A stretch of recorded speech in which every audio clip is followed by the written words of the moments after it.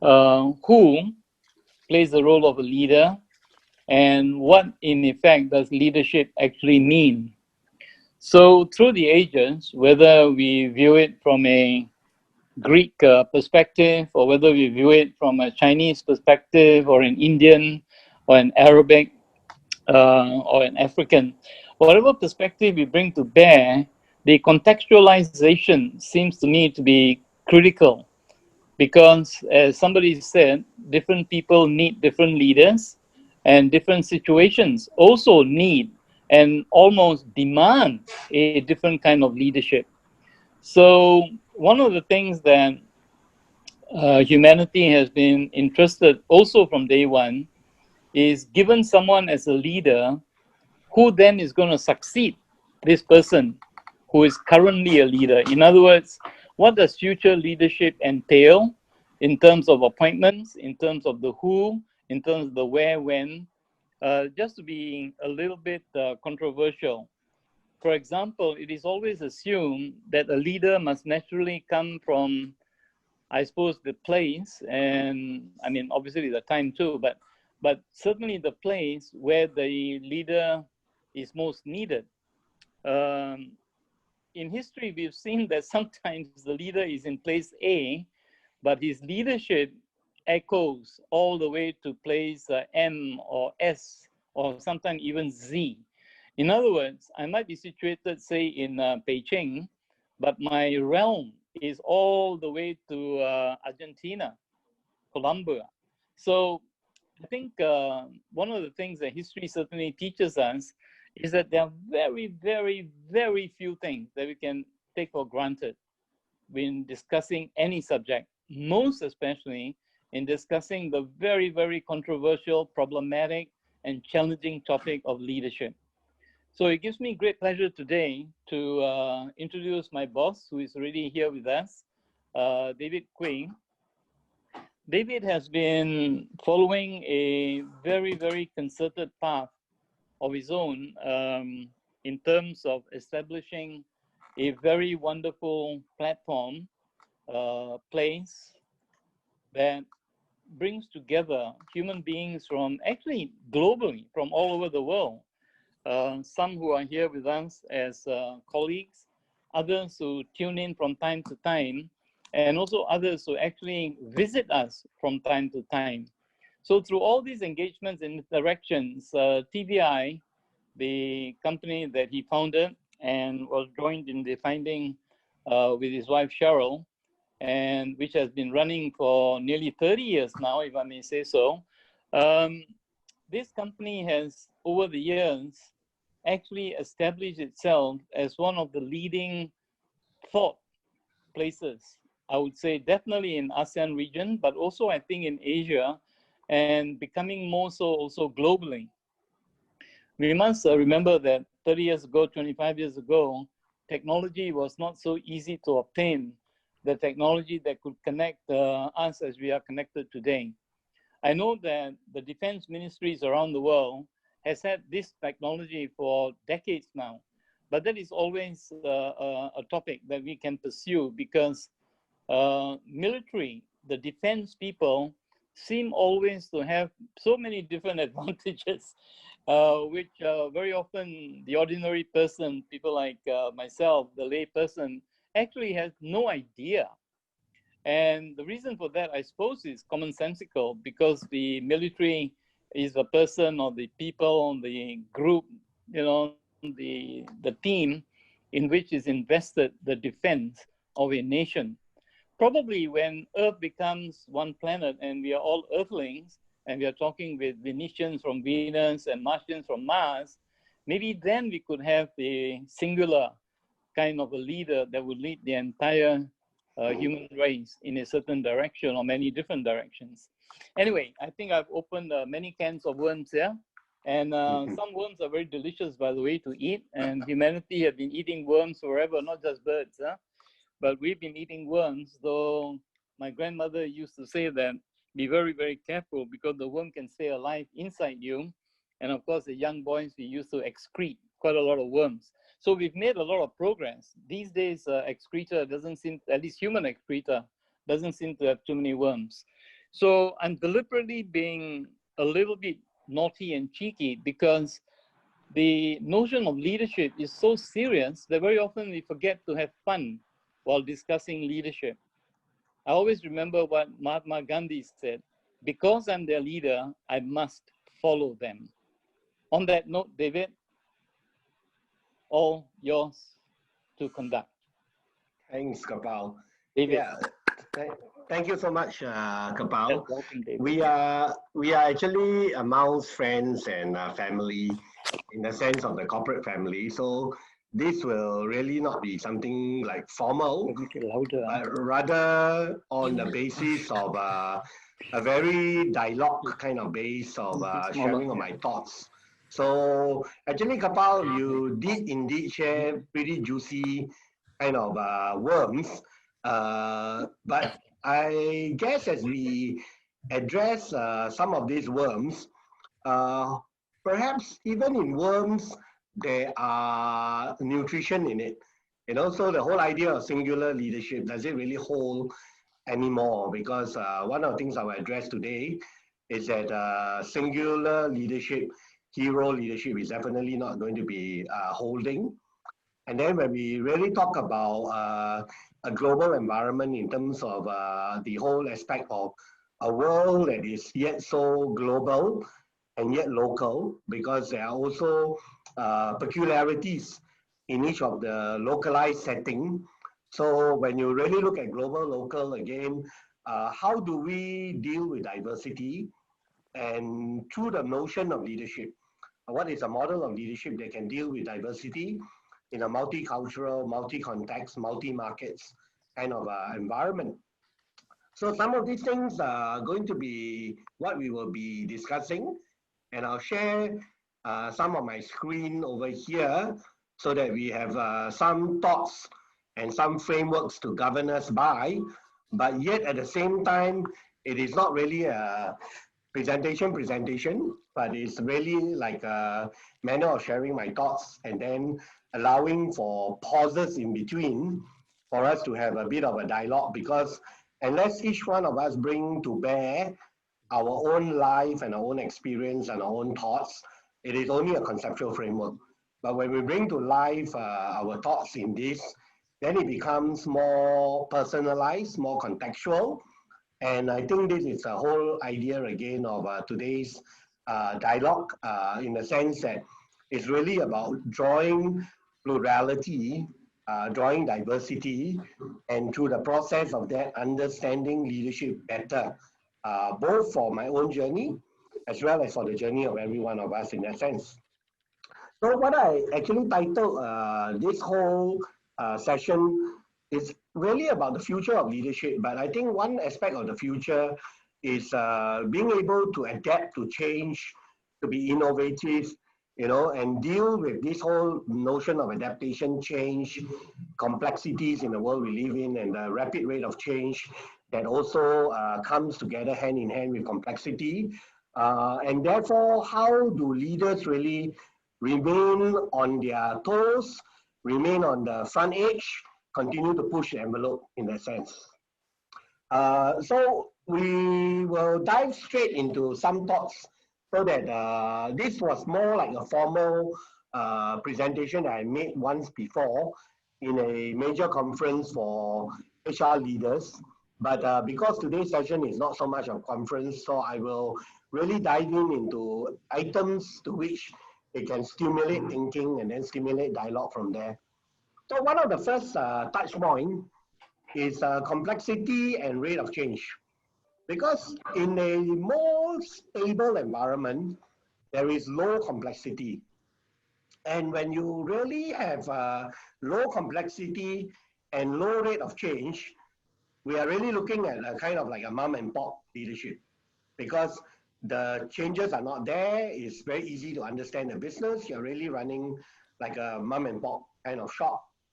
But then when you begin to see more changes at a fast rate of change, but yet the complexity is still simple enough to be able to handle and grapple, I think this is the age where you see a lot of entrepreneurial leadership.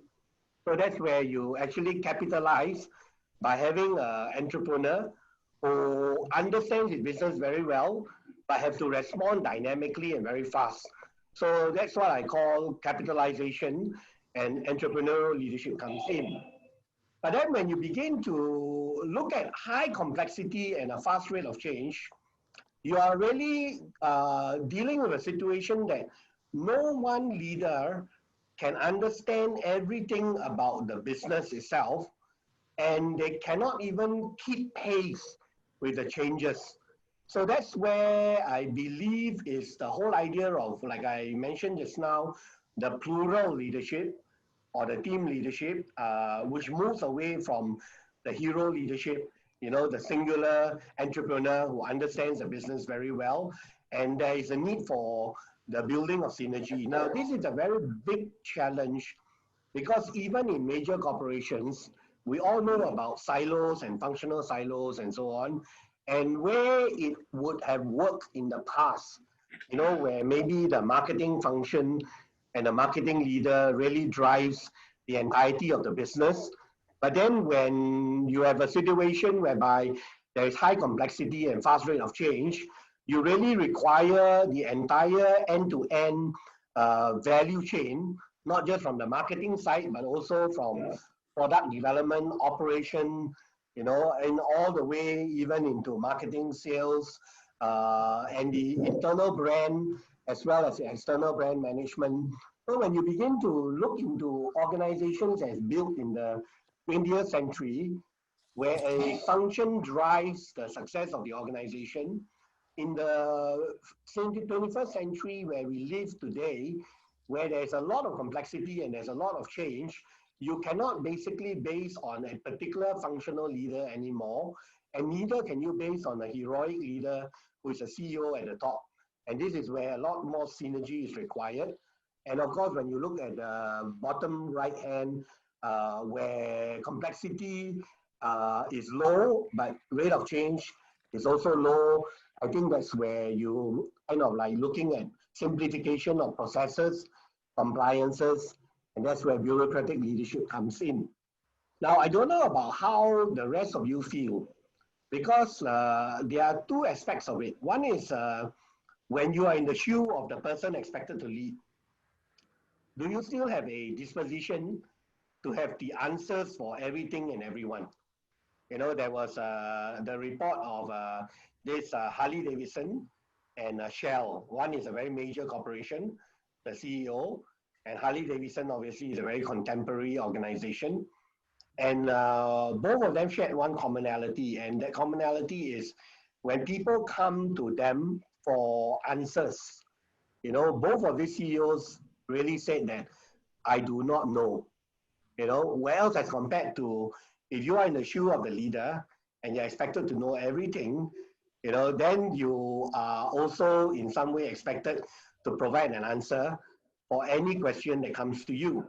So while it may seem that this aspect of I do not know is a very, very kind of like presumably ignorant position of a leader, but it is also perhaps a very real humility of a leader recognizing that there are issues and there are challenges in the organization that probably from his perspective alone will not be able to encompass the way forward, and there are perspectives and insights that are needed from other functions, from other leaders that will provide for a better understanding, as humbling as it may be for the person who is a leader or the CEO to say that I really don't have the answer here. Let's have a dialogue and hear what are the perspectives that each one of us had to the problem that we are facing in that regard. Of course, in my own industry right now, we are faced with regulatory challenges in terms of policies from the government, Skills Future, from MOE, from MOM. We are also faced with competition that is global. That means whether we like it or not, global players are already in Singapore. Like for example, in the area of digital skills training, people like General Assemblies and all are already in Singapore.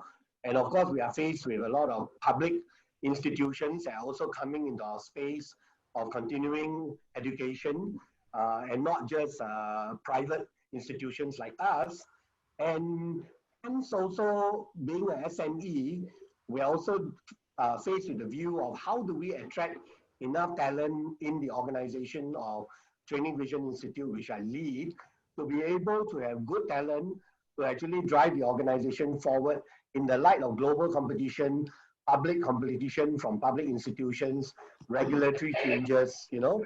And really, if you are really expecting the CEO, to which in this case I happen to hold this role, to have an answer to everything, I think I will make the biggest mistake of thinking that I am there to steer the organization forward, and having the perspective and the insight of knowing exactly what it takes to stay ahead.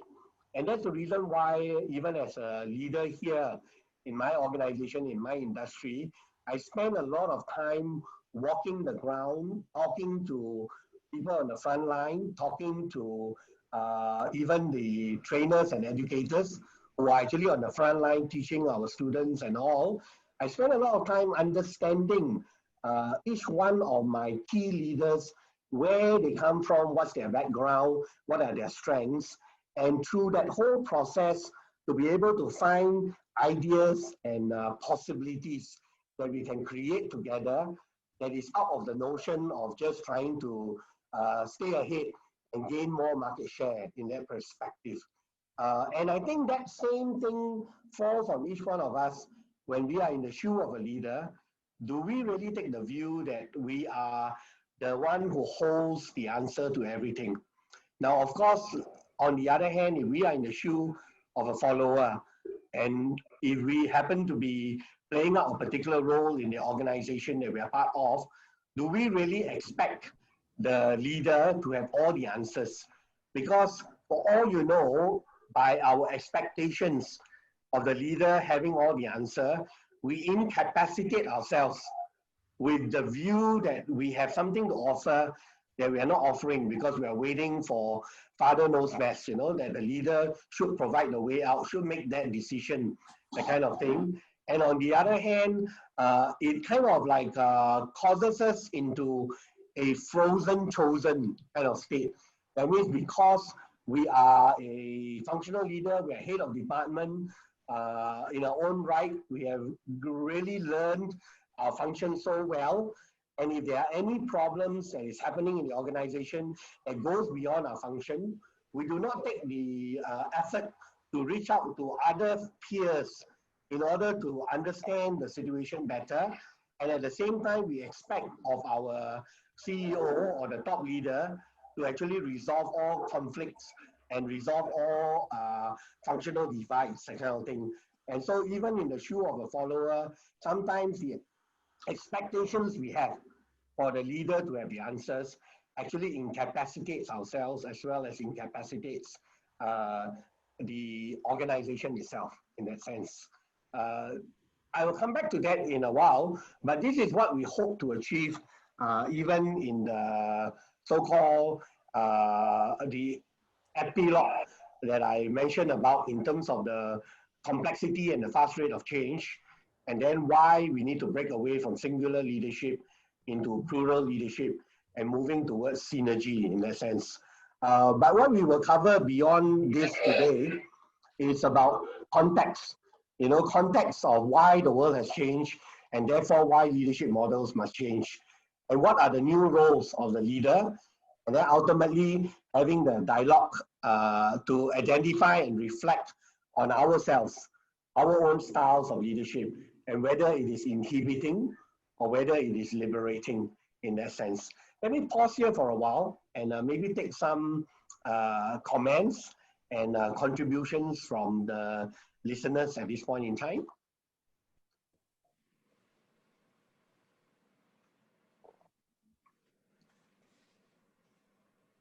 Let me, is it okay? Very loud, yeah? Go ahead, Kapal. Okay, while Kapal is sorting his so-called background noise out. Anyone else has a comment to make before I dive right into the crux of what we will be covering today?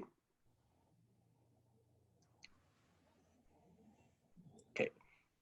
If not, I will go on first. Okay. Now, I want you to start by thinking about why certain contexts from where you come from in the past, whatever your experience, some of you have been directors, some of you have been head of departments, some of you are educators and so on, but wherever you come from, you must always bear in mind that the way you behave, both in terms of your expectation of leaders as well as you yourself as a leader, may have been formed by a certain organizational context in the past, which today is pathological. That means it may have worked in the past, but it no longer works for the future forward. And let me just, Kapal talked about control. That means the military leadership. That means the general maps out the battle plan. The general gives the command. The general gives the directives. I think this is a context that has worked perhaps in the military, but it is no longer a context that will be able to work anymore in the future forward of the workforce and the workplace culture and environment that we are in today.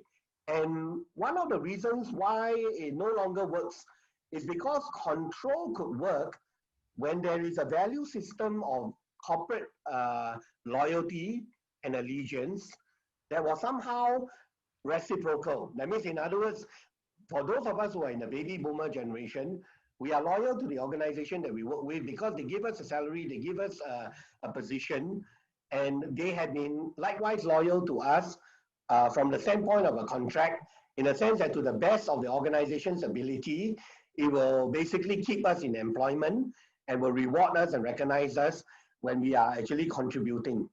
But in a world today where even employment contracts are now contractual, just 1 year rather than the normal full contract, when organizations today are so disrupted, where especially for some organizations, they hire and fire, you know, even MNCs that we used to work with will hire, let's say, 500 people in the first quarter, and then in the third quarter, when the so-called orders and the revenue drops, they basically will just retrench 250 people. I think the whole basis of trust between the employer and the employee that was underpinned by contract is no longer there anymore.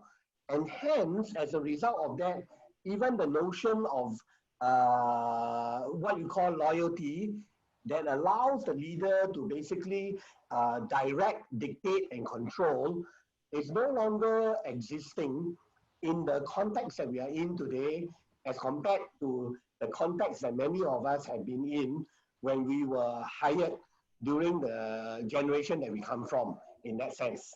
So that's one aspect why I say that the idea of control cannot hold, because the contract now is no longer as substantive as what it used to be before. Now, then when you look at the whole aspect of compliance, you know, so we always think that when you establish SOPs, you know, standard operating procedures, when you establish institutional policies and all, the whole idea of operational excellence is to establish policies and expect compliance on that. If the organization or the industry is not plagued by or challenged by competition, then one can do more of what you used to do. And therefore, the whole aspect of expecting compliance makes a lot of sense. But if the organization is now challenged by competition, by even a declining market share, and by the very basis of compliance, the whole idea of compliance is also a inhibitor of initiative, resourcefulness, and of course, we were talking about innovation and innovativeness. In my own organization, of course, we happen to work with the government and we depend on the government for funding. And of course, the government has a lot of compliances that they place on us. So after a while, I began to realize that some of the behaviors that are arising from our people is that the safe zone for them is actually to stay within their comfort zone, and ultimately the best value that they add to the business of Training Vision is actually to ensure that other people, even our external partners and all, will basically be complying to whatever processes has been set up and to whatever the system that was designed. And the system is unfortunately a legacy system.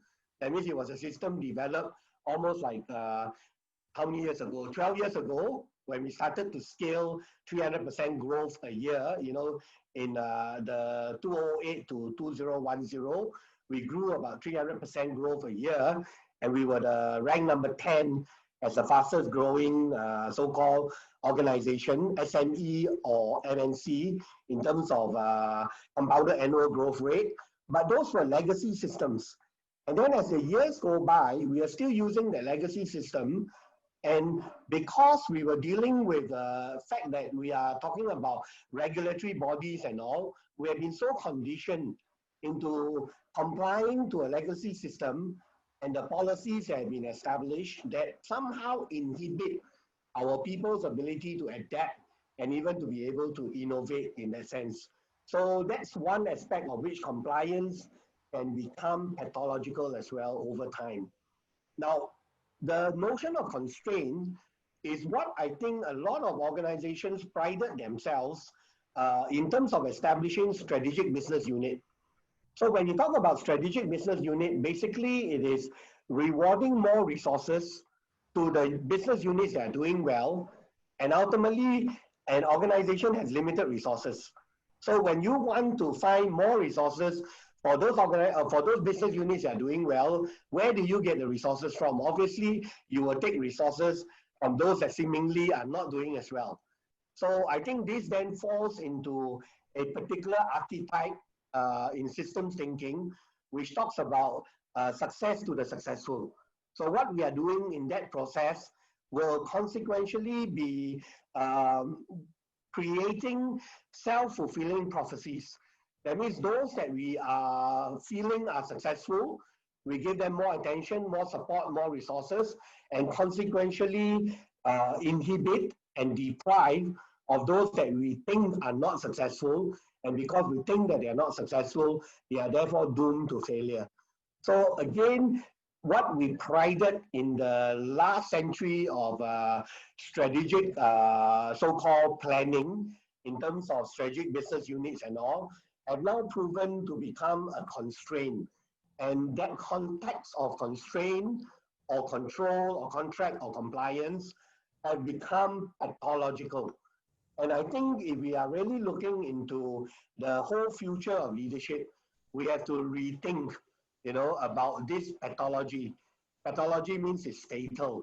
That means we may not see death knell at our doors yet, but obviously, if we continue on this basis of a context that is no longer relevant in the so-called century of the 21st century as compared to in our past century, we are only basically reaching to the basis where one day the expiry date of our organization or even of our business unit would have arrived in that sense. So the whole idea of methodology is very important because we need to consider that have we ourselves as leaders become part of that pathology, and how are we operating in terms of our own pathology that we don't even understand that our time is running out. And more importantly, is actually what causes you to be so. I mean, why do you lead with control? Why do you lead with the basis of reward for the successful and deprivation for the less successful? Why do you lead on the basis of expecting loyalty from the employees when organizations today cannot reciprocate with loyalty through a contract that is more firm and substantive? And why do you lead on the basis of compliance, where you pride yourself so much of being able to institutionalize compliance, and thinking that by institutionalizing compliance, you are actually doing the biggest value add to your organization. And then what's more important is what are some of the drivers that ultimately, when you understand your own pathology and you understand the causes for your pathology, how can you identify certain reasons that will help to push you and drive you for change? So I mean, we won't break out into breakout groups or anything like that, but perhaps since we are largely leaders and also educators, we can be very free in just sharing our thoughts here in the main group. So can I invite 2 or 3 people to perhaps share a little bit about how you see yourself, and we can draw some learnings from you.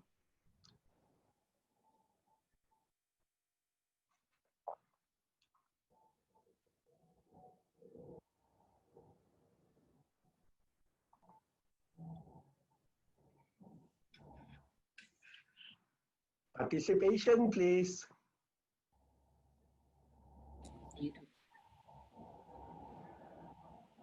One of the things of a good leader is that we are very comfortable with silence. Let me just raise a issue that's important, I think, David, and that is the expectations that people have of a leader. So now these expectations have changed over the years, but sometimes the leader cannot but actually offer some advice or ways forward, because otherwise he or she would be seen to be failure and failing in terms of being a leader. How do you address this? I mean, we know that if the ultimate leader is God, then any deviation from God's laws are going to be met with a great deal of controversy. So paradigms for leadership originally would begin with some notion of God, or what in literature is called the Godhead. And from there, everything else, in a sense, follows. So be interesting to hear your thoughts about this in terms of going forward. Sure. Maybe before I chime in with my thoughts, anyone to build on what Kapal just said, or you may have a perspective as well?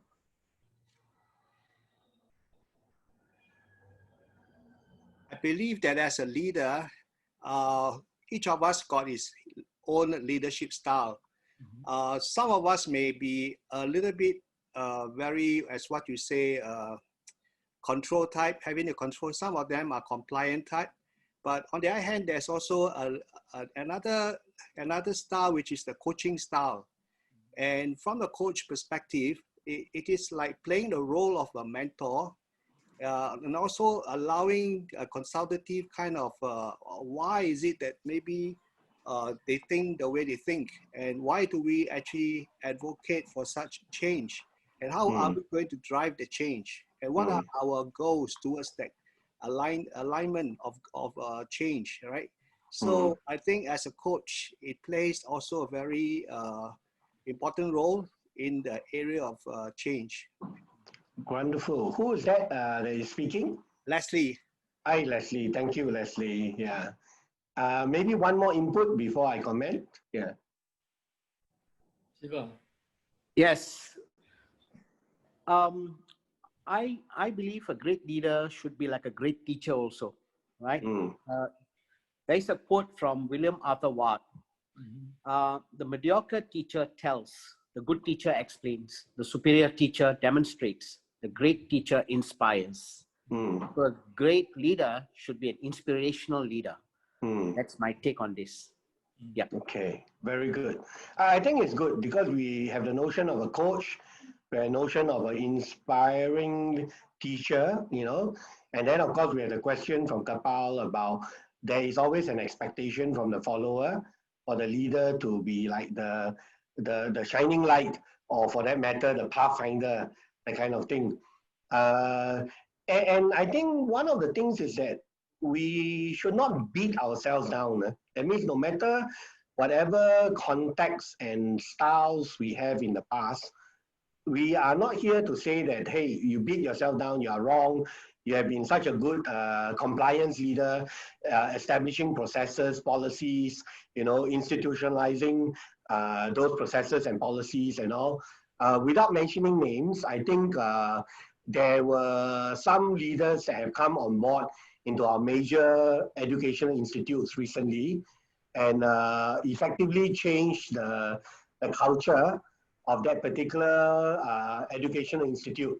And of course, those that came from the aspect where that institute happened to provide a lot of autonomy, empowerment, and now have a much more institutional compliance kind of mode, you know, to bring back into some control, you know, those that were from the previous empowering kind of mode felt that this is the worst leader that could ever have come into the institution, you know, because they were used to a different style of empowerment, you know, that kind of thing.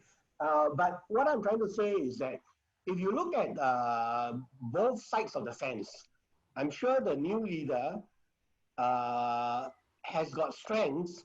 Otherwise, the new leader will never be deployed into this particular institution. And I'm sure those people who were there before have also got strengths.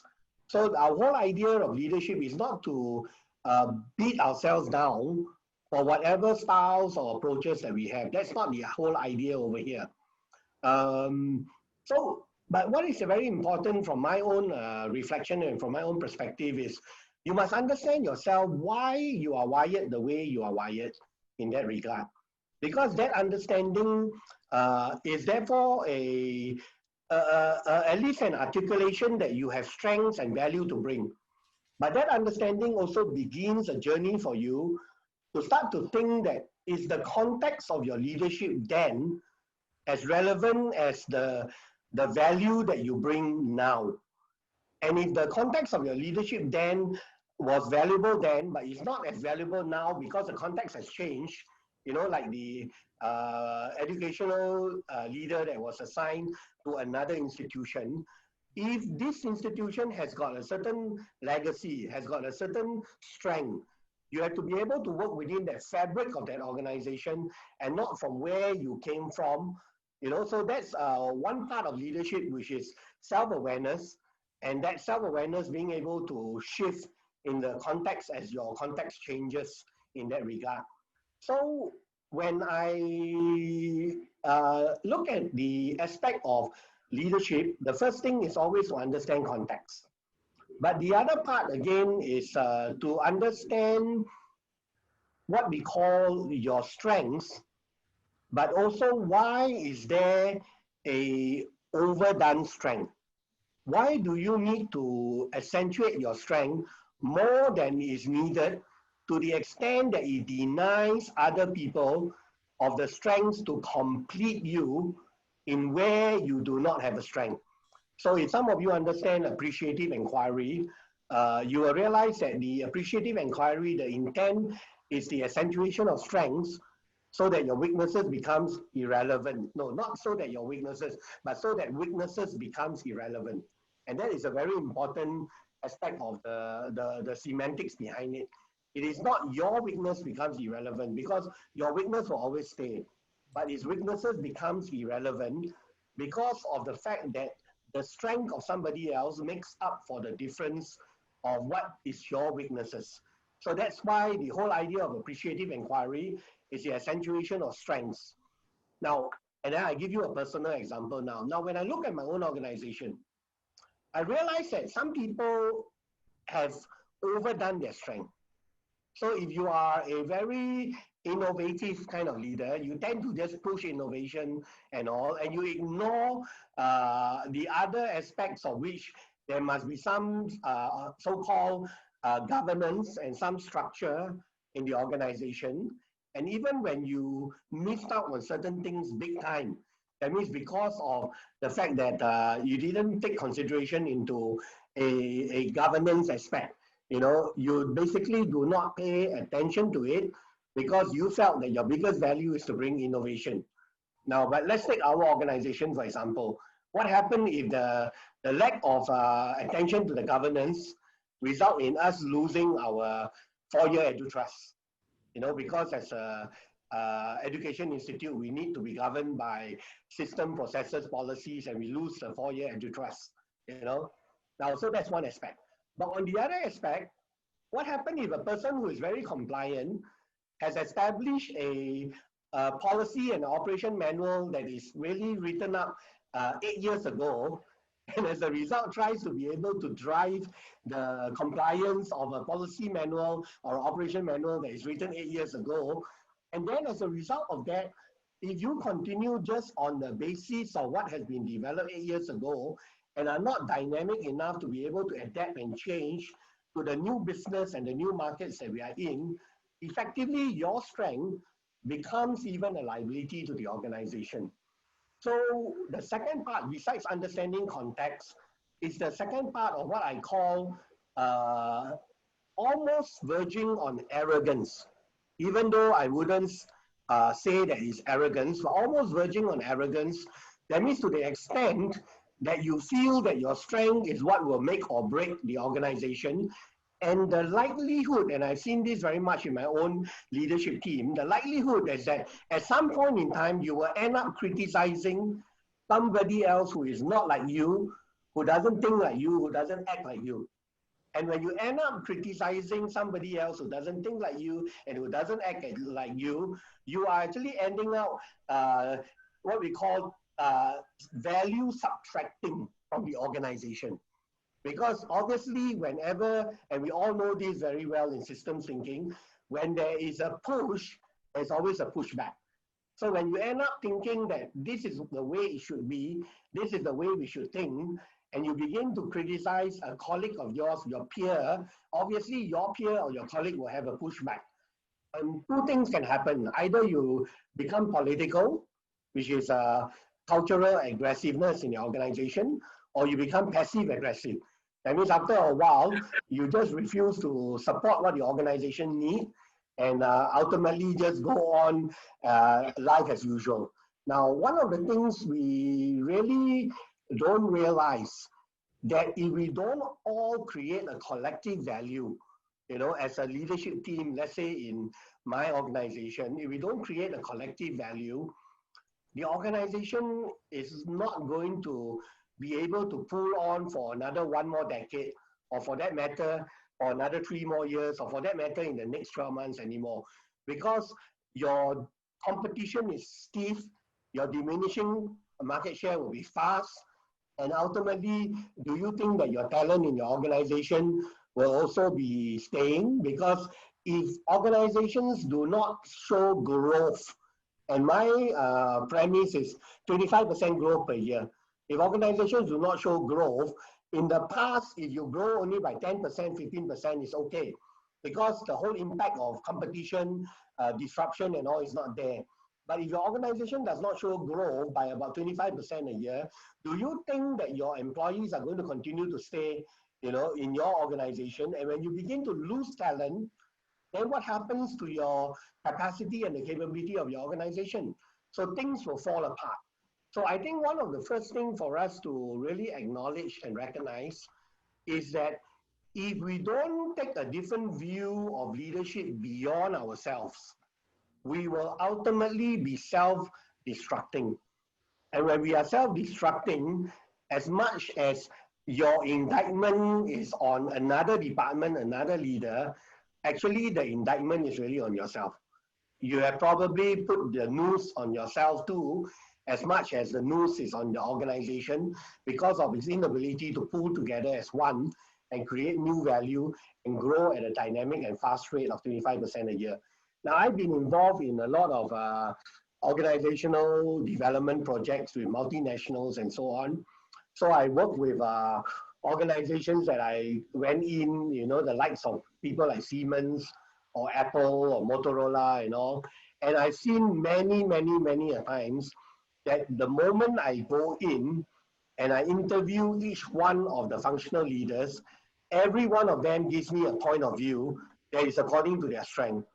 And every one of them gives me a point of view on where they think another department, another function, another leader is not pulling its weight for what it should be pulling.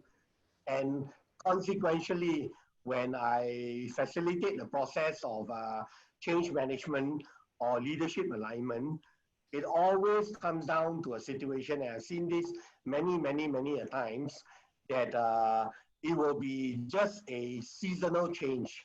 In other words, one team of leader comes in, like in one organization that I led, leadership team that is from Hewlett Packard, that was very, very much people-centered, and then didn't deliver the KPIs. Key result areas were falling short.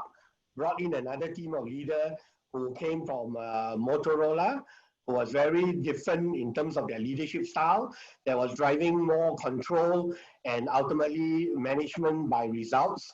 And ultimately, before they even finished their so-called their first year anniversary in terms of the new team of leader that came in, there were already bets going on in the organization as how long this new leadership team is going to stay.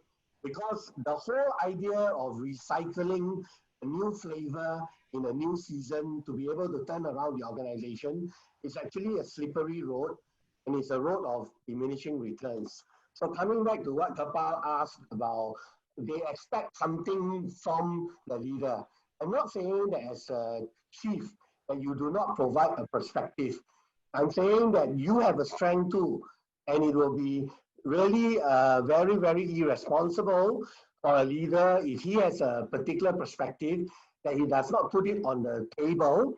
But when he puts it on the table, he must be prepared for his perspective to be examined and evaluated by his other fellow peers and leaders as well, and to be able to be pushing back, even to the extent that where some other leaders putting across their perspective, and as a so-called CEO must be able to have a role to play that can play the role of pushing back on the perspective of the other leader, so that through that process, all the leaders in the team will be mature enough to be able to try and draw from the strength of integrative perspective, rather than the strength of expecting a singular answer from the man at the top in that sense. So that's what I'm really saying in response to Kapal's question. Coaching, inspiration are all very important part of it. And I think that is where when we do coaching and when we are really casting a vision, that's where there's a combination, I feel, of the basis of yin and yang. Because inspiration and vision setting requires a leader to be very, very clear and also to many extent charismatic. But coaching requires a leader to be very inclusive and to be able to be inquiring and being able to distill on the inputs of the people and what the people have to offer to the process of really navigating the future forward. And in some instances, if their leaders under their charge are being inhibited because of their own pathological context, it is the role of the leader really to help their other leaders that are reporting to them through a process of coaching to actually be able to move beyond the limitations and the pathological context that some of these other leaders have inherited through their past experiences and so forth. So it is in that light that I want to segue to this concept of the 5F of foundation building is really one of the organizational facets. And I think this is the role of a chief executive officer or a chief executive steward, as I would rather look at it, in terms of a pioneering person, a visionary person, a person who looks at their resources, human resources, as well as financial resources and other resources as a stewardship, a mentor, a legacy builder. And this really is a foundation building, a chief builder in that sense. The Bob Johansson, who authored the book Leaders Make the Future, is actually also alluding to this whole aspect of the foundation building in terms of the builder instinct. That means somebody who really have the intuition and the drive to want to build something. And it is very important that ambition or that building instinct is one which is a commons creating.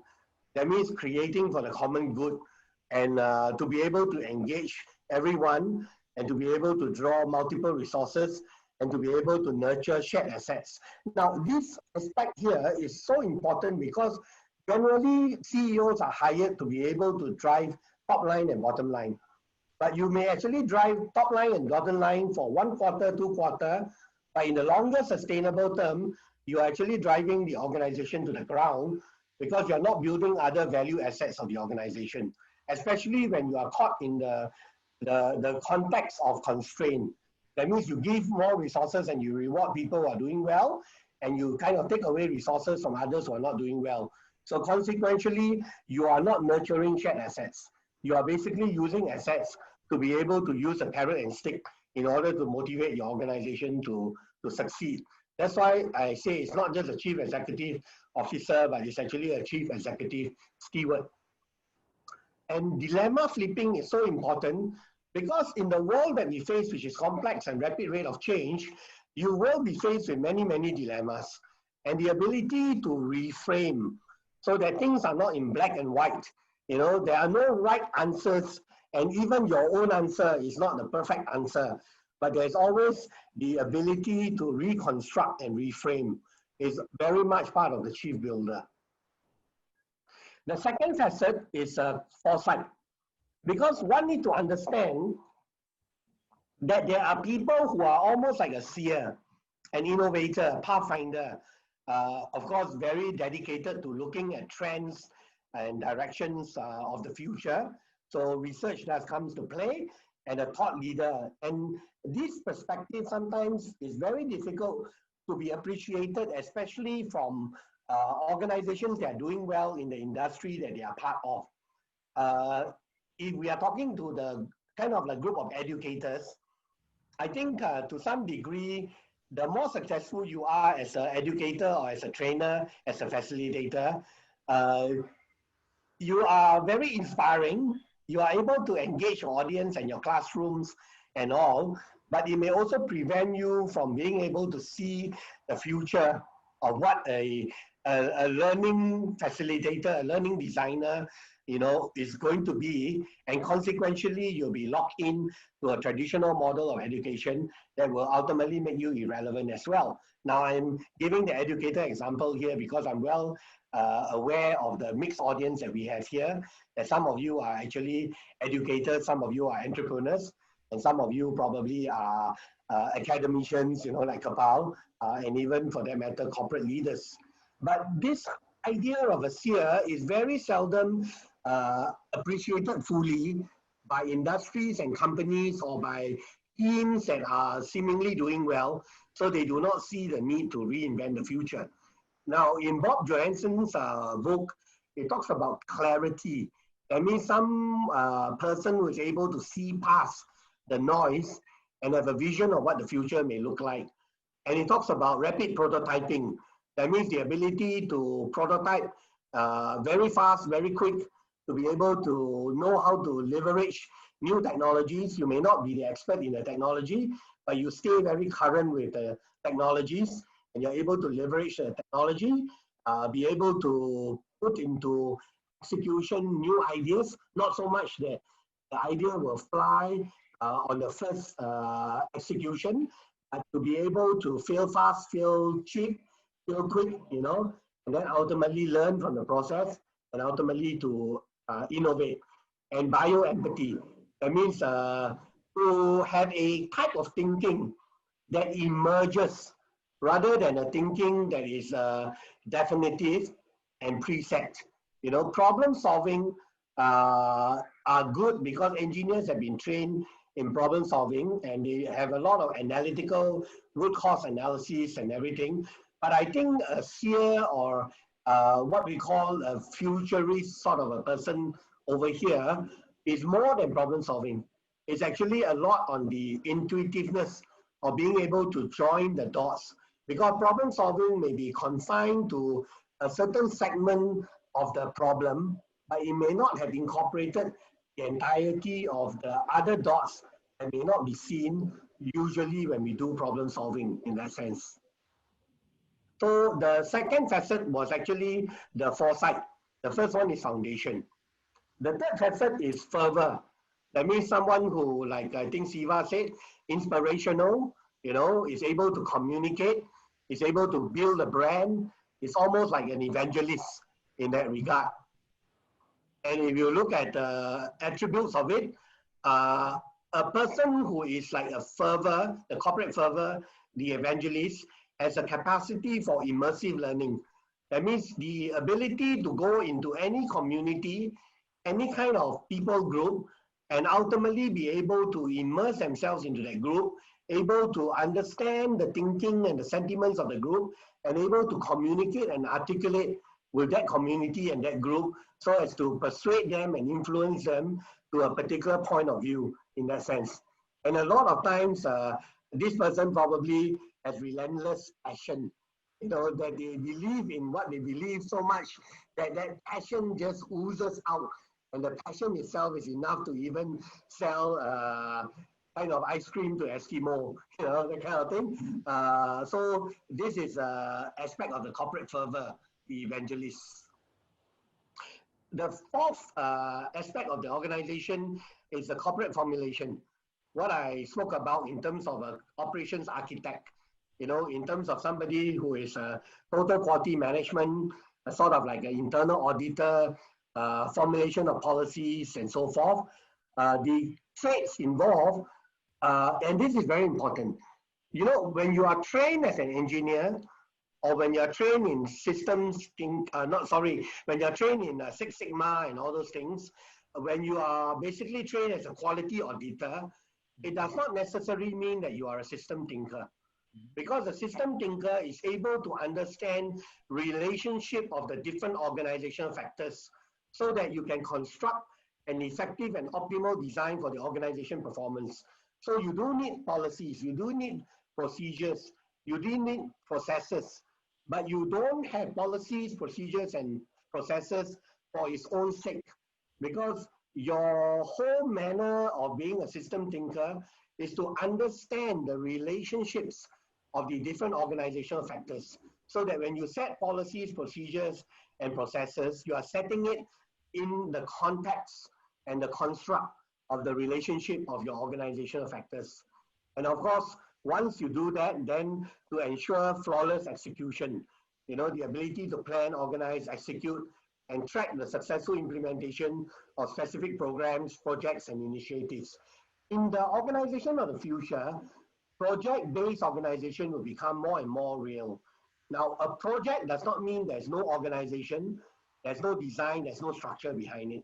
But a project simply means that the aspect of an organization is not anchored in a timeline that is infinity or that is perpetual. That means your policies, your processes, your procedures may drive the business into a new market for 8 months, 12 months, maybe 24 months.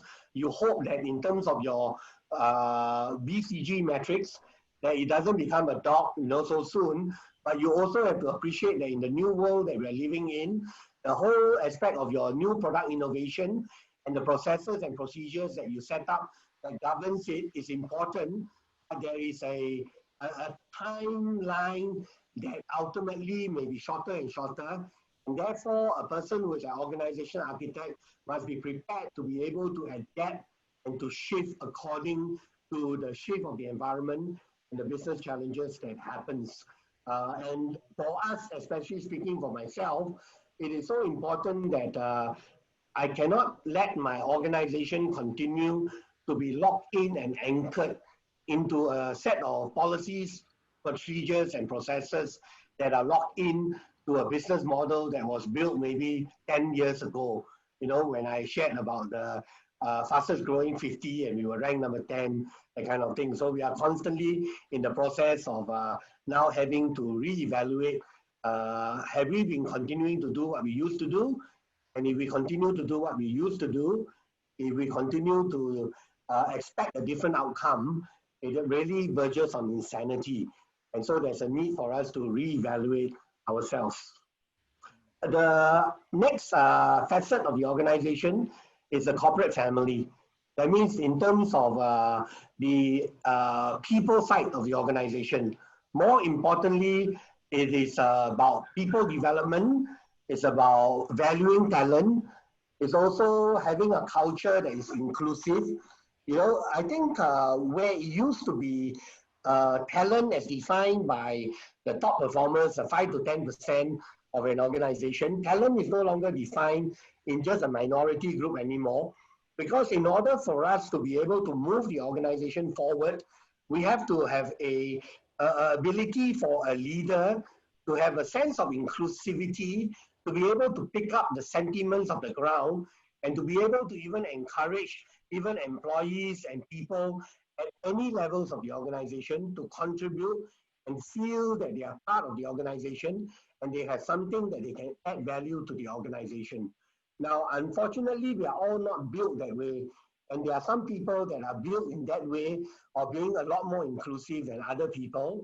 And they have some aspects of the characteristics of quiet transparency.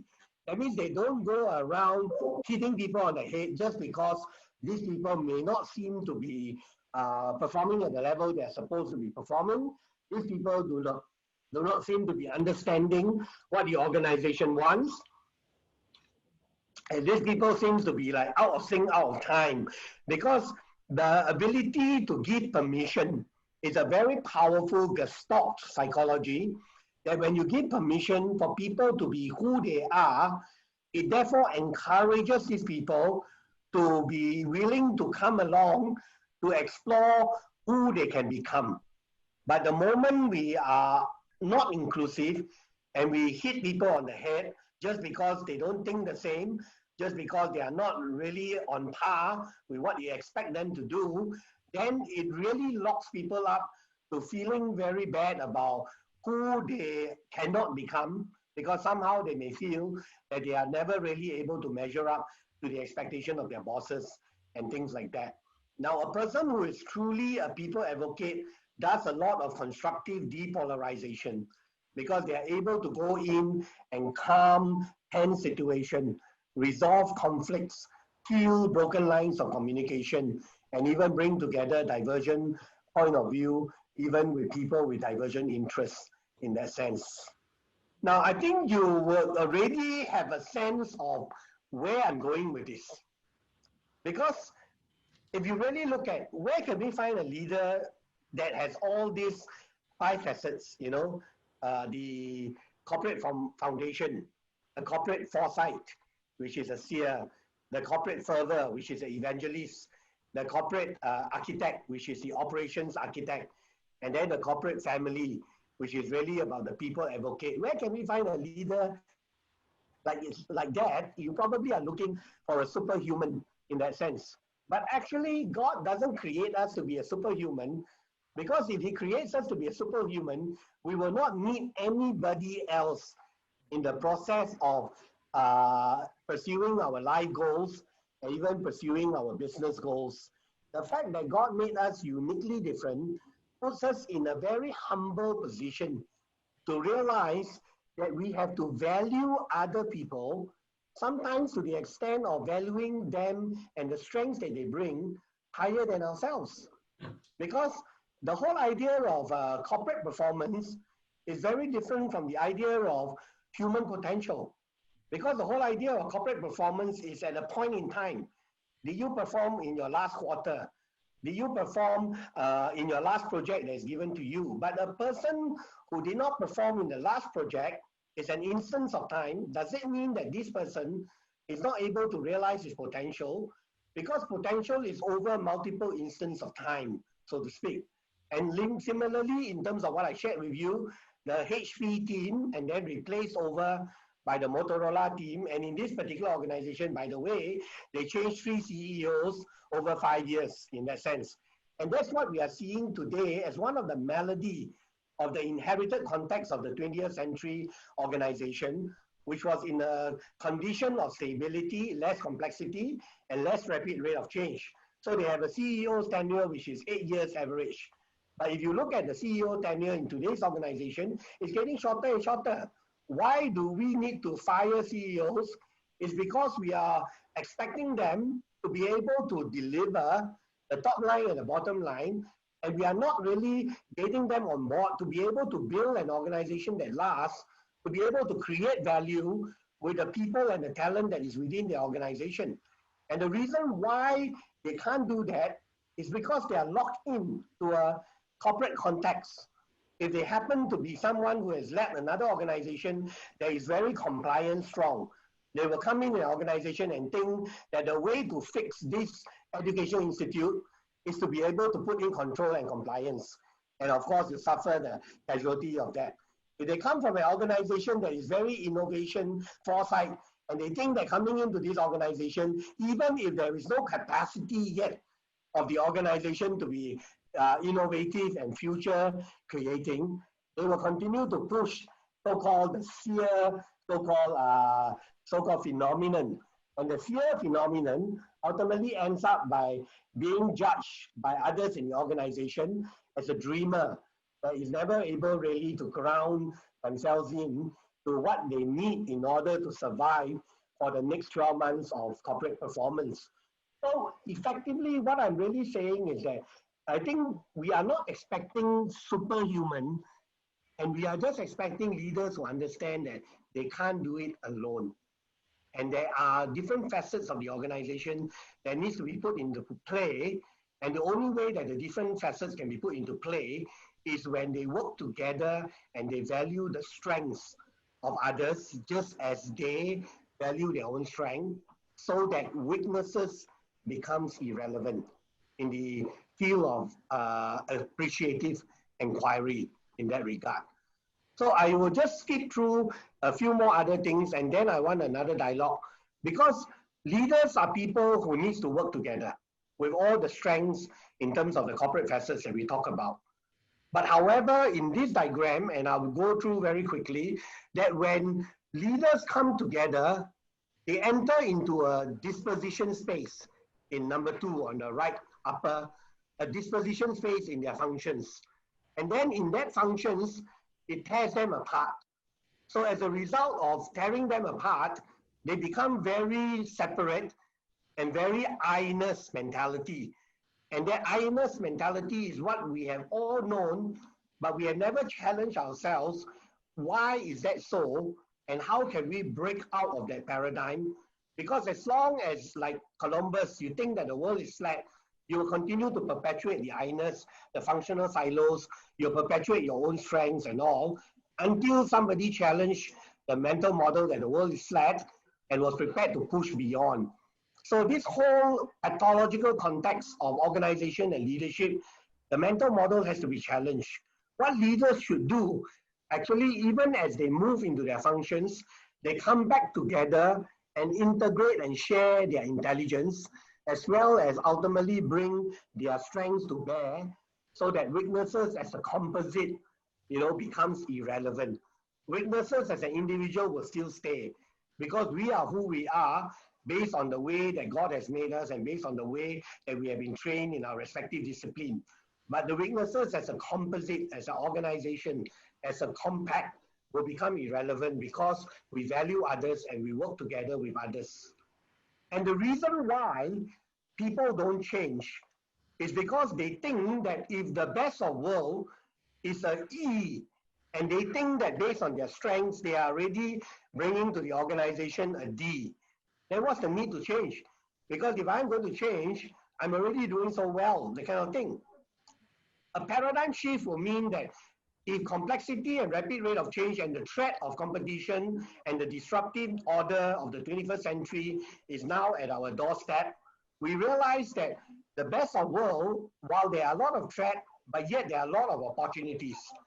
And if the best of world is a Z, and you are only a D, that will tell you that the only way that you can be able to move into all the opportunities and not be challenged by the threats that ultimately you become obsolete, is to integrate with other leaders.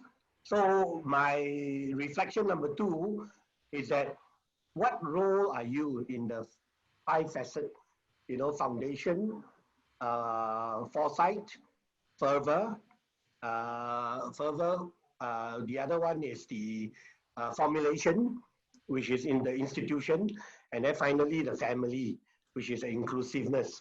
And how do you bring value to your organization or to your life And what do you really lack currently that others can really provide for you in that regard?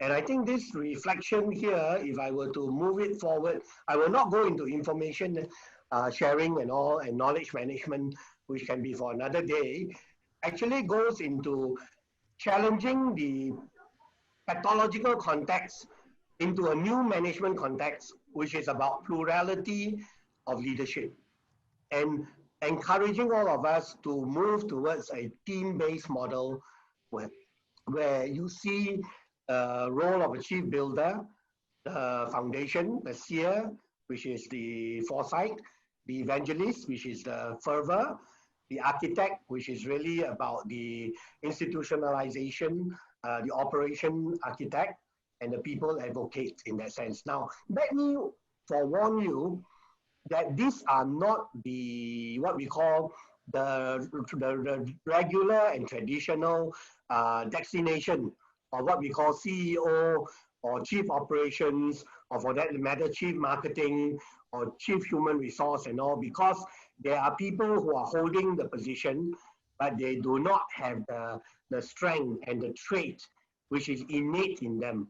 So this again presents another conversation in the way we educate our people, because we educate our people by disciplines, and they may now grow up and take on a job position by the very basis of their training, but that is not their innate strength. Education needs to go back into educating our people by interest, and their interest should be what God has endowed them with in their innate strength. And if you continue to educate them and enable them with the right skills, then you are building a generation of people who have both the motivation, the interest, and the natural talent within them to play out their role in the organization. But having said that, they need to play out their role together and in concert with fellow leaders whom they respect and whom they value, and to which respect and value is reciprocated likewise by the fellow leaders towards them. So I'll pause here for a while and invite some comments from the group. I think Dr. Siva had some comments or questions, right? Siva, I saw your hand up just now. My hand was still up, so I lowered it just now. Actually, the same thing. Yeah, it's been inspirational. I think it's a very, very important thing here in any leadership. And I think, David, you are very inspirational for all of us. Thank you, Siva. Yeah, share a bit about yourself, Siva. What type of a leader are you, and what are some of your successes and perhaps even your challenges and feelings? Because a leader really starts on the basis of self-awareness, knowing his strengths at the same time knowing his limitations. Right. Basically, I'm a person who, I have a lot of vision. Basically, a vision of just carrying on trying to improve myself, and I want to see the improvements in others as well. So in teaching, I try to make sure that everyone firstly understands what has been taught, and on top of that, moves along to complete whatever has to be learned, right? So as a leader, right? So from that, I progress to the leadership point. A leader also has to see to it that everyone is on the same page and moving along to do the best he or she can do in the organization. That means a builder, right? A builder is a very important role of a leader. But at the same time, he has to have the foresight. He has to see far ahead. He has to be futuristic. He has to know what is to come and what has happened that he can learn lessons from, right? And then being an evangelist, I would say that a leader should inspire the rest to go along with him and do the best. Being the person doing it and showing it to the others that this is the way, and we all should move along in that direction. Being an architect, drawing up, well, whatever that is to be done in the future in the best way possible, and letting others to follow and to make them believe. I think the word belief is very important here in everything that we do, that we can achieve. And then being a people advocate, I think, is definitely important also, because that's where we need to get them to sell them the ideas and get them to understand that these are things that we can do and make sure that we can actually improve in all that we are doing. So a leader is a person who is a doer, a person who is who shows the way, and who is like well, a democratic person, right? He understands he's for the people, of the people, and he is also by the people, put there as a leader. Yeah, that's my take on this. Well said, Siva. Can you answer the third question here? If there was anything that limits you, what limits you that others may provide? Basically, I feel the limitations are all on our own, right? There's always a fear factor that things may not go right. Okay? Whatever people do, we always have our own thinking that we can do better. When that happens, then I think it's defeated. Whatever you're thinking of to do will be defeated. So we must always have an open mind and to let others give ideas, and then from there work out what can be best done for everyone to move forward. That's my take on this. Yeah. Having known you, Siva, I think for you, you are like an adventurer. Of course, in the world of education, you're like an adventurer. Sure. You're willing to experiment. You're willing to share your experiments so that you can benefit someone else and inspire them, that kind of thing. And if you are called upon to work in a team and a group, you hardly say no. You always step I'll up never say no. to the task, that kind of thing. Yeah, that's true. And that's what I've seen you to be. And if given the right environment, the right resources, the right support and all, I guess you probably would have gone very far. Yes. But I think, especially I know that you come from the education background and all. A lot of times the education background, especially if you are a educator, you are really driving a journey that is very much based on your strengths, your knowledge, your belief of the future and so forth. But you have so much more to offer than just driving your own success. Exactly. And so it is kind of like without the necessary community, without the necessary resources, so much more that you offer will not be fully optimized to the level that truly one day it can show an evidence of having permeated beyond that so-called that circle that exists of what you have done your best to influence. Of course, if you're absolutely right. If you're happy to stay in that axis, that circle, that's fine. But I think the question to consider is, if you're going to want to expand the circle and you have ambitions to expand the circle, then I think it is good for you to start thinking about how do you find like-minded fellow leaders who may have the same thinking but different strengths, and to be able to bring about a team that can achieve some of those things that you really want to achieve. Because otherwise, Siva, as an educator, as an independent educator, as a thought leader, the only way to go to the top is actually to write journal articles and become really the epitome of academic. But otherwise than that, no matter what kind of creativity and ideas that we have, if we don't have a team, there will always be a level where we will hit a particular ceiling of how far we want to push what we believe in, that kind of thing, you see. So those are my thoughts. Very true. Knowing you and just sharing what I feel will be something for you to consider. That's true. In fact, I felt very stifled when I was a teacher in schools. Very stifled because my ideas just didn't go through to the top, right to the top. See, things have to be ground up also. If it's always top down, things will not work as well as it is ground up, because we are the ones who are doing the work. We know exactly what is happening in school and what is the way that can be done, things can be done to improve the situation in schools and the educational line. So I really felt stifled, and that's why I came out of teaching. But now looking back on hindsight, I think the education system has gone far and they have really improved in many ways. But it took them a long time to achieve to this level, right? So there's still much more towards excellence, I would say. Yeah. That's right. That's right.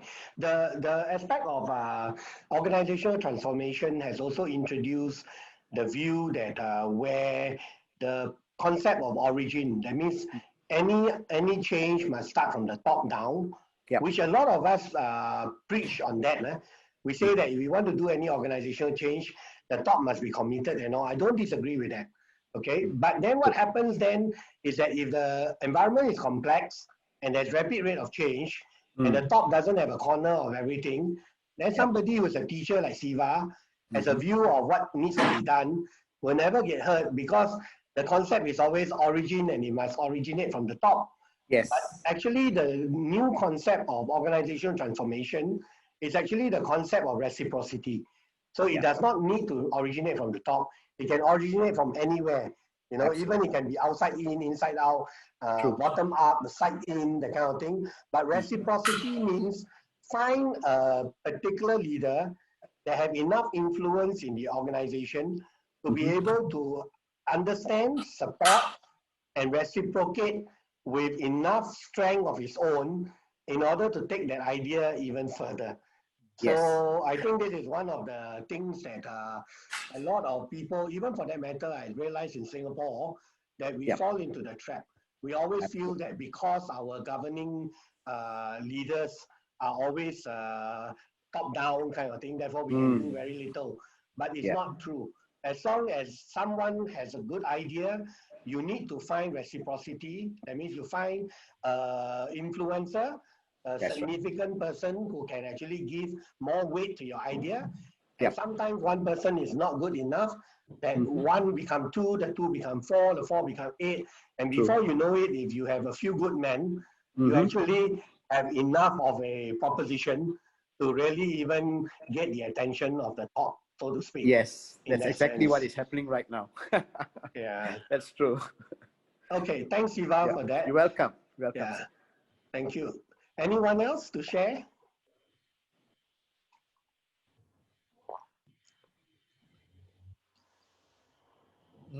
Perhaps, David, if I may say so, would it be possible maybe if you sort of round it up with some pertinent reflections, then we can open it up to everybody as time is moving on.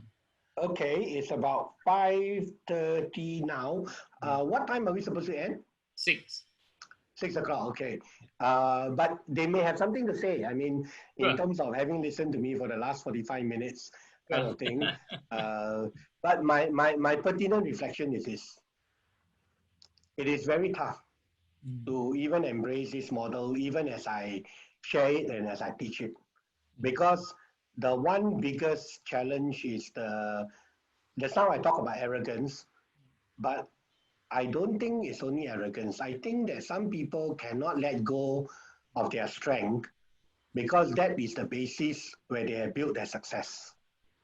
So when they cannot let go of their strength because the basis of their success was based on the past, it is very difficult for them to integrate with other leaders and build a more collective success rather than just trying to push their strength further and hoping that the harder they push, they can be able to get recognition and they can be able to be successful. So that was one of the things that challenged me a lot, because I have seen a couple of regimes of my own top leadership team, and I've seen over and over again how we actually undo one another and we undo ourselves, you know, because of the fact that there are some who, there was one of my leaders who was supposed to lead in what we call Chief Strategic Officer. He used to work in what we call policy and strategy, even with organizations like GE, General Electric, and even like MERS, major multi-corporations and all. And he basically had a model of how things should work, and then when he was confronted with other leaders in the team that probably did not give him that due credit of what he felt he could bring to be able to drive our organization forward, he started to almost like the best defense is offense. So rather than trying to understand first before you are understood, he started to take on the offense. And guess what? Of course, the person who he started to be offensive on also became very offensive as well, and either passive aggressive or aggressive. And the whole situation spiraled down. And consequentially, you could say that at least 2 or 3 of my senior leaders were kind of like really immobilized and paralyzed for at least a period of time, so to speak. So my greatest pain and my greatest agony is really desiring to see leaders that come to the level where they know their strength, but they can also work with and value other people's strength. And then through the process of working together in the organization, all I ask for is let's experiment on the plurality of leadership. Let's really bring our strengths to bear and not try to take our strengths and tell another person what to do, or for that matter, make another person lesser than what he feels that he is, in that sense. So I always share with even my wife sometimes that, we both have got different strengths. But I guess we don't tell a plumber whom we hire to fix the pipes how to fix the pipes, because we realize that the plumber has got certain skills, and so we should let him to have that space to be able to do his job, so to speak. But that is very clear because it is a functional kind of technical skills. But it's not so clear when we talk about the visionary. It's not so clear when we talk about the almost like the prophetic, that means the future foresight. It's not so clear when we talk about the architecture, that means the design of the organization. A visionary will say, why am I caught up by these rules and policies and all? It kind of slows me down, kind of thing. And it's not so clear even when you tend to have people advocate that seems to give so much time to put on employee engagement and employee morale building and things like that, whereas others may be actually driven by having to spec of employee to shape up and ship out, so that becomes therefore a contradiction of sorts and a conflict, a division line or divisive line even in the organization. And in my own journey, I have seen a lot of that dysfunctionality, and that hits me a lot because as the person who is a CEO or the chief executive steward, I mean, if you look at the builder model just now, I just pull it back here. These are the things that I have been entrusted to do as leading the organization that I lead. And this whole aspect of creating a commons creating was really a big challenge for me, because I realized that many leaders cannot get the better of themselves because of the very fact that they are basing who they are based on either what they have done or based on the way that they have done what they have done, that in their mind is deemed as success, and anything lesser is probably less successful in that sense. And I try very much to do a lot of reframing, a lot of kind of like not defining things in black and white, like in the case of my leaders, when they are at odds and are at swords with one another, SWORD, I try very much to reframe. But in the whole process of trying to do that, it also does exhaust me somewhat, because at the end of it all, I'm always very conscious of one thing, that I can teach, I can inspire, I can share my own experience. By the end, there is always a freedom of choice that starts from the inside out. But imagine how much more capacity, energy, foresight, capability, organizational governance there will be if a team of leaders can come together and really operate in a plural fashion. And I have not given up on that journey. I'm still working on that journey, but I'm well cognizant that being a steward, I have to give that space for individuals to make that personal choice, that they are to work together as a team and not as an individual in that sense. Back to you, Kapal. Thank you. Thank you, David. Thanks, everyone. I think David has given us a lot. In fact, I mean, quite immense a lot. Double adjective here to think about and to perhaps take away. I don't think there'll be enough time to exhaust. In fact, I don't think anybody can exhaust this because it is the kind of challenge that humankind has been facing from day one. And it's always been a very, very big question for all of us who are involved in any sort of issue or challenge that has to do with life. Technical skills are way, way easier, even though they may appear very difficult at first. But life skills, take a lifetime.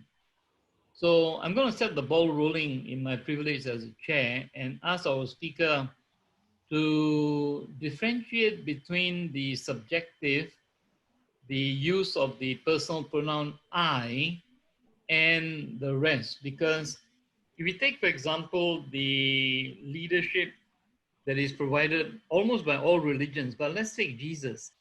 Jesus said, I am the way, the life, and the truth. If he had said, we are the way, the lives, and the truths, it may be a very, very different faith that we might be ascribing to. Now, all religious leaders have emphasized the subjective, the I believe this, I see the way forward as this. So, David, in an environment where team effort is so critical, how do we balance between the I that actually sees way, way further than most of the we, and yet the we who are supposed to be the followers insisting that we too matter? That means, it's not just you who is showing us the way, but you need your followers, you need us. And so the dynamic that is created between the I and the us, the we, has been an everlasting challenge. I wonder, David, whether in your many years of being a chief leader, you've come to some solutions for this dilemma. I guess the very easy place that this is played out in our life is at home, right? Kapal, you and Corinda, husband and wife, we see a lot of the I too.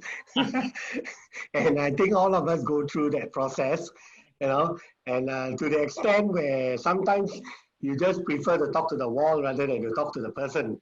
And I think that's the reason why even families break down. So if that is happening in families, how much more difficult it is for us to be able to see really the we played out even in organizations and so forth. But of course, the organizations has one hope in the sense that it's less personal and less subjective. That means we can objectivize an organization. But the only problem is that the organization has been objectivized by appointments and designations. So you are appointing a person who is a chief sales marketing, but may not be an evangelist.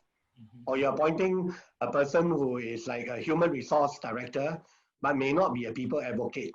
So the way we objectivize organization is by appointment. And a lot of times the appointment is based on the training and the discipline.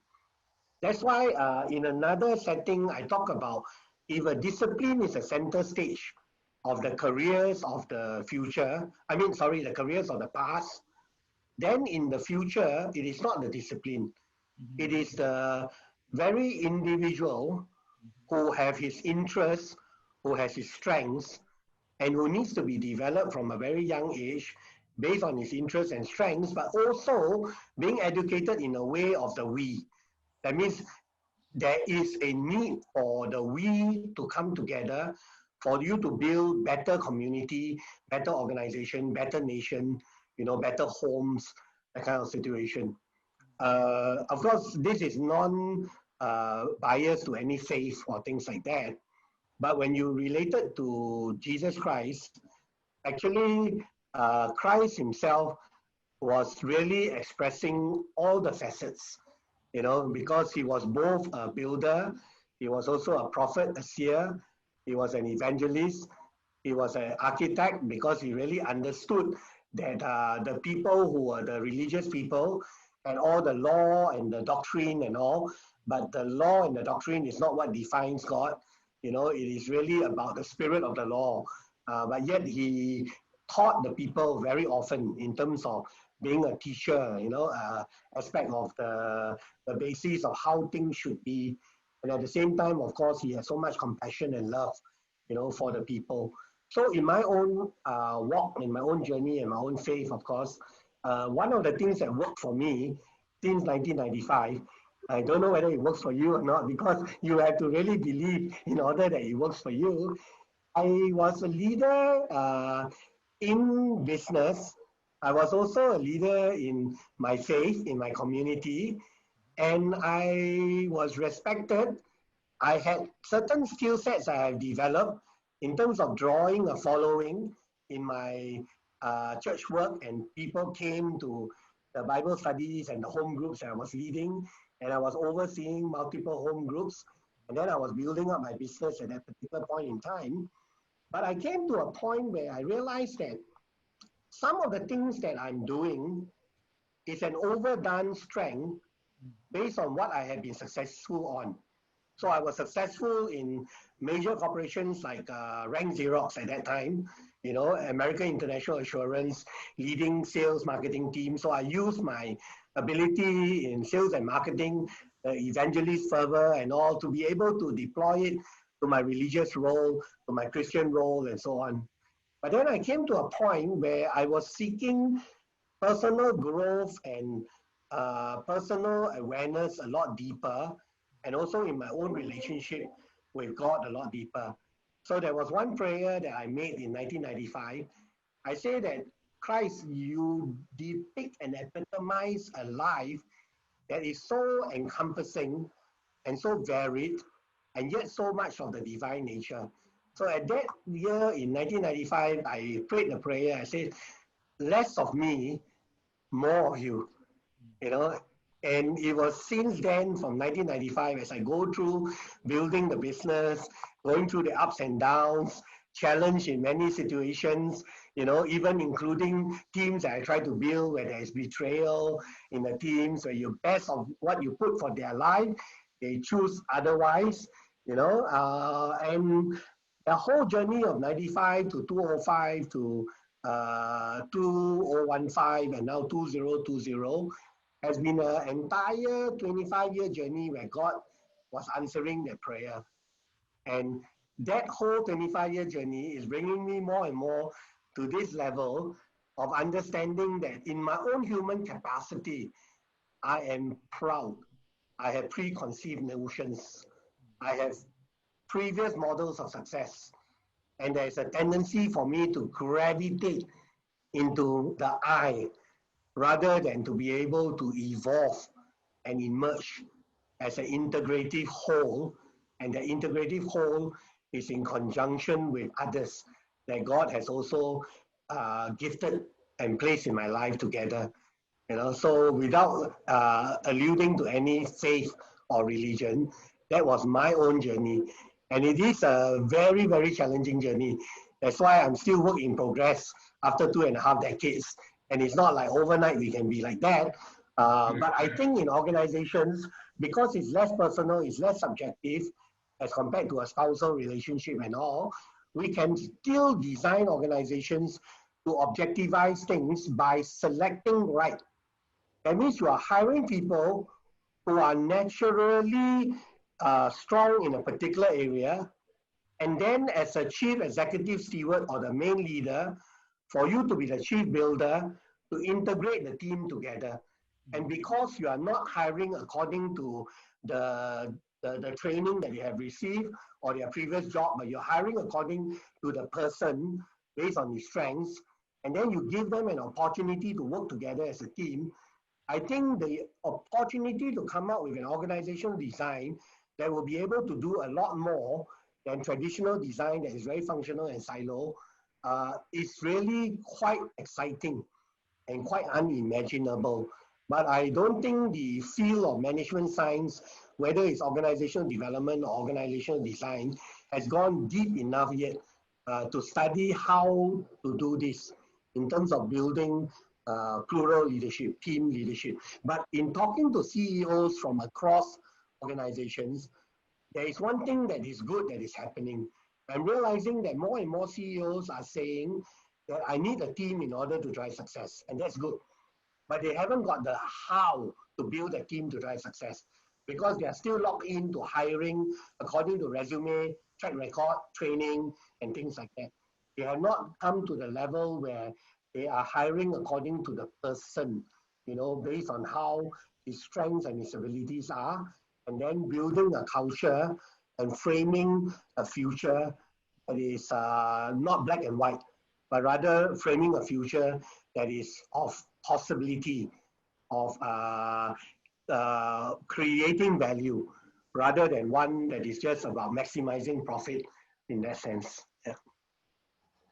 Thank you, David. Thank you very much. I think all those of us who have listened to David have enriched ourselves by eons, because in this human being lie so many different angles and perspectives and even ways of looking, ways of seeing, ways of being.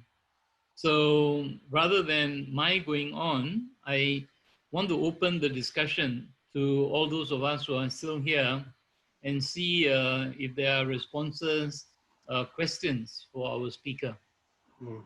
Anyone? Maybe I just share. Yes. Hi, this is Daniel.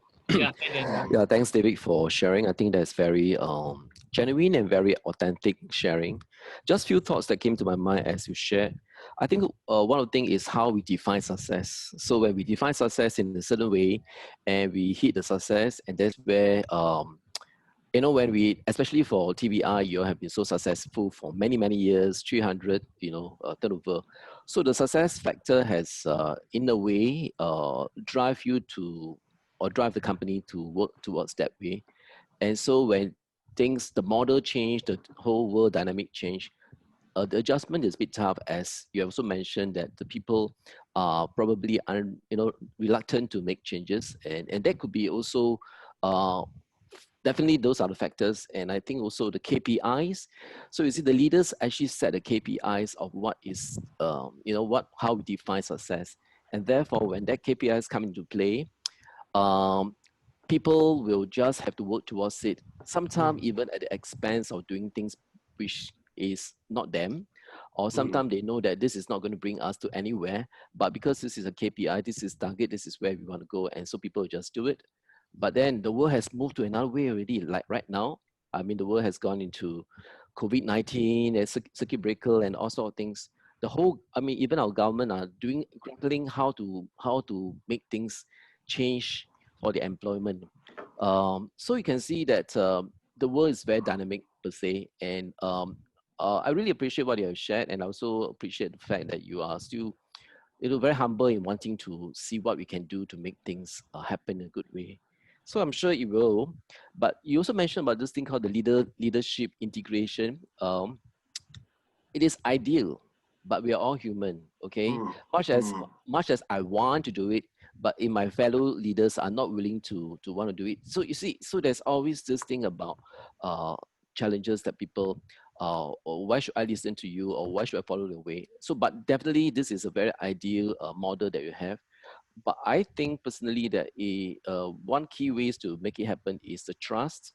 If everybody has the trust, that is the trust among the leaders, among the people that work together, and all believing that everybody aim towards the same goal with the same intention, then I think things might be things will turn out quite well. But that takes a lot of time and a lot of belief and a lot of trusting each other. So those are the things which I thought of, because for the orchestra to perform well, everybody must harmonize to let the music come up well. So if everybody do their own way, then things will be otherwise. So the model you mentioned about all the 5 things you have, indeed, you cannot find one person who have all those. We all might have a dominant angle in a certain leadership style, and things like that. But I think if one of the key criteria, I think, for a leader is really to be teachable and be willing to adapt. As the world is changing so fast, if we still remain our own way of doing things, I think we will be out very soon. Yeah, thank you. Thank That's you. right. Very, very I interesting. fully support what you say, Daniel. Yeah. You want to respond, David? No, I think I fully support what Daniel says. The trust factor is a very important part that he alluded to. And of course, trust comes from experience together over a period of time. The only thing that is a challenge to having this model come alive is that we don't realize that even as we are journeying together as a team, that the experience is not just the experience we have with one another, but the experience is what the experience that the other leader has in his own antecedent. So we always look at the behavior of the other leader. This guy doesn't give attention to details, doesn't follow the rules, or this person is such a so-called die-hard, stubborn, rule-based person. Or I've been also accused, because I'm quite visionary and all. We always accused about I'm so future-oriented. 3,000 square feet up in the sky, but not really addressing things at a 300 square feet kind of thing.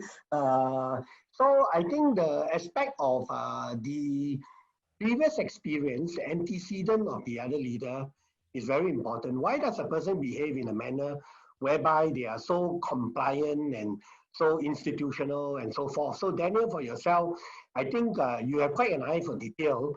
And when you work in instructional design team, you have also seen before that when you come together to brainstorm an instructional design, you just want to get down to do the work rather than just kind of like explore and shoot on ideas and everything. But somehow or other, time goes by and we are not able to anchor down into how do we put in concrete work to whatever we are talking about in terms of the ideas. Now, but what I mean is the antecedent of the other person is based on either his antecedent of success, or sometimes, which is more important, is his antecedent of fear. Because I shared with you about the strategic chief officer that I had once, who was from MERS and who was from kind of like General Electric and things like that. His antecedent was that when he worked for those organizations, the way to be recognized, to be affirmed, is actually to be very, very crisp, very, very cut the chase, and ultimately to deliver outcome. That was his antecedent. But sometimes people don't realize that we have developed a behavior that is based on what we feel the environment and the organization expects of us. And so as a result of that, we have adopted a conditioned behavior that causes us to be successful. But actually that never really liberates a person from why he behaved that way, is because he was fearful that he will not be deemed as successful. So he acted in a certain behavior that caused him to be successful and accepted in those organizations. But the moment that he comes into another organization, he's never seen a CEO like David Kwee, who is trying to build inclusiveness and all those things. And he couldn't accept why I was so patient and forbearing with some other leaders who are probably a lot more creative and ideation and all those things. When to him, he felt that if we are talking about key result area, We have set our KPIs. We are expected to drive that. And if people are not driving that, they should be held to task. They should be held to accountability. And then unfortunately, it escalated to a point where it degenerated into internal conflict and hurts and so-called eventually a parting of ways kind of thing.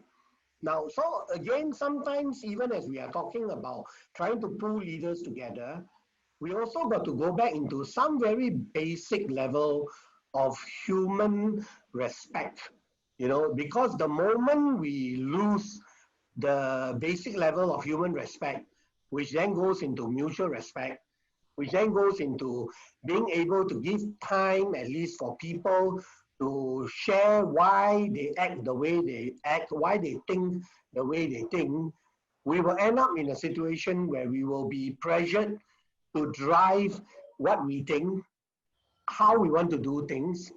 And because we drive how we think and why we want to do things the way that we feel is right, it will ultimately even push people away even further. And sometimes to the extent that some may feel disrespected. And when the feeling of disrespect happens, then that's where the breakdown of trust in that sense. So as much as some of us think that soft skills are not important, actually soft skills are the most important and the hardest skills to acquire for us to even build some level of ability to seek to understand, but before even seeking to understand is the self-awareness. Because if there's no self-awareness of the way we behave, there's a very likelihood that when put under a situation that is in conflict, we will tend to behave the way that we used to behave. And that's because we don't know that actually the way that we behave is a driver of fear, or it's a driver of insecurity, or it's a driver of trying to gain acceptance from other people. And so self-awareness must come first. The seeking to understand others before we understood comes after. And then from there only will there be an integration of the model that Daniel, you said is the ideal model. But you see, maybe in the past it was okay to go on the way that it goes because there's a longer timeline for the organization or the community to continue to survive because complexity is lower, rate of change is lower. But in the rate of change that's high and complexity that's high, I think some of the context of the past, that's why I started just now by saying that it's pathological. So because it's pathological, it may also be crisis will drive change. Some of the people who have the most difficulty in their marriages, because they're always so adamant that my way or the highway, that kind of thing. And the only way that finally their marriage is safe is when it comes to the point of a crisis.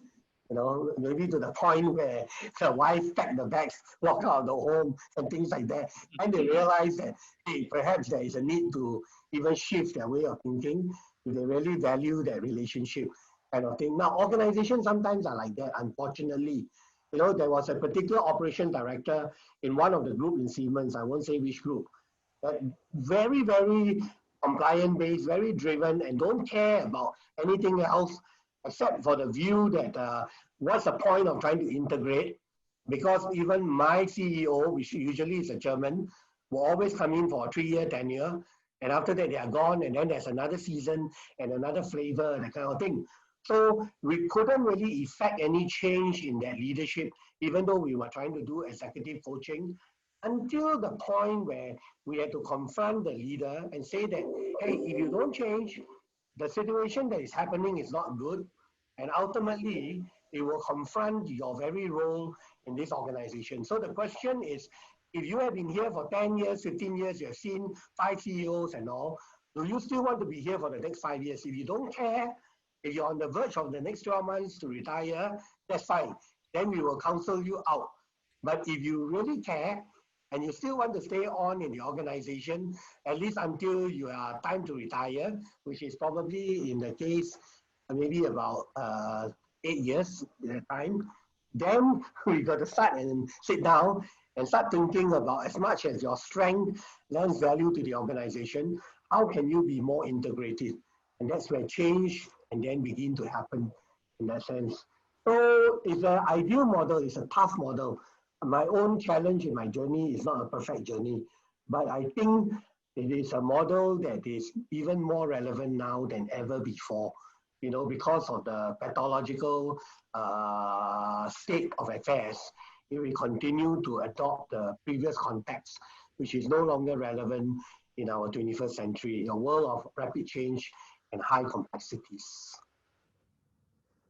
Thank you. Actually, talking about respecting time, time is really moving on. We've only got like 2 or 3 minutes more. So any last urgent comments or questions for our speaker from anyone? Otherwise, actually, this might be a good spot to bring everything to a close and thank David for a most illuminating sharing. I like the word sharing because David always believes in sharing. Somebody pointed out to me though and said that sharing has a lot of immense good. However, at the end of the day, we come back to the very, very problematic nature and definition of leadership. That at the end of the day, somebody has to make a decision. For example, my decision to wrap this up is made very much by time. All right, and Winnie, who's sitting next to me, is aggressively nodding her head, saying, yes, wrap up, wrap up. It's coming to 6 o'clock. So because we are all ruled by time and we are servants and slaves of time. So let me leave everyone with a big question. And this was a question that has bothered leaders, I think, from day one as well. And that is, in the face of differing views, and in the face of almost conflicting views, how and why do we sometimes agree to give one view precedence over another view? Is it simply the luck of the draw? Is it a lottery? Is it dominance, that he was very loud and aggressive, so the only way to shut him up is to say, yes, we agree? Because in many organizations, obedience actually is obedience out of fear rather than obedience out of respect. So between the respect and the fear lies a whole chasm that I think life offers us a good learning experience in. So on behalf of us all, and on behalf of those couple of us that may have left because of time, let me thank my boss, my chief, and an old and dear friend, David, for a very, very illuminating session and for sharing from the heart. Thank you, David. Thank you. Kapal, and thank you, everyone. Yes. Thank you. Bye. Bye. Bye-bye. Hi, David. Yeah, Hi. Leslie, hi. Yeah, hi, Leslie. Hi, Everyone. Bye. Okay, see you. Have a great day. Yeah. Yeah. Have a good Bye. weekend too. Bye-bye. Thanks. Thanks. Leslie, Clement, Ashok. Thanks, everyone. Yes. Jenny, thanks. Bye-bye. Okay.